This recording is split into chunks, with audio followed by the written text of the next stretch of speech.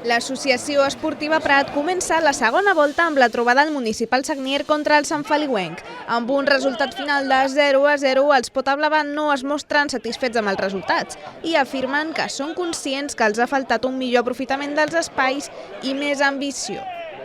Que la veritat hem estat dominant, però som molt plans i no acabem de trobar la solució per ficar gol i això frustra, la veritat.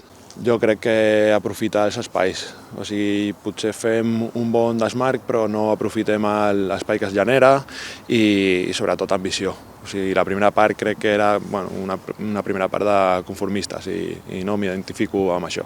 Que fins ara era molt dolent, que és que encaixàvem molt, avui no hem encaixat, però no hem fet un gol i podríem haver estat, jo crec, 6 mesos jugant i no l'haguéssim marcat. Resultat pèssim.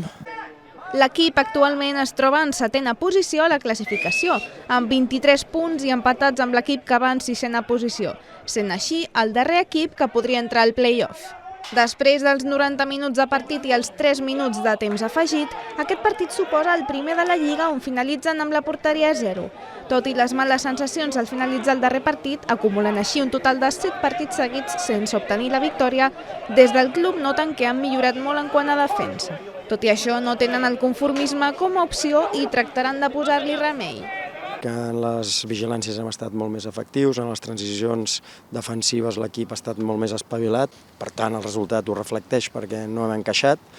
Ells he comptabilitzat una jugada en perill, no més, però ja et dic, nosaltres ens hem d'exigir molt més. I bé, ja et dic, defensivament hem millorat en molts aspectes del joc i s'ha notat, però ofensivament hi havia gent que deia no, hòstia, si defensem bé guanyarem molt. Ara és el dia al revés. Hem defensat molt bé i no hem sigut capaços de marcar un gol.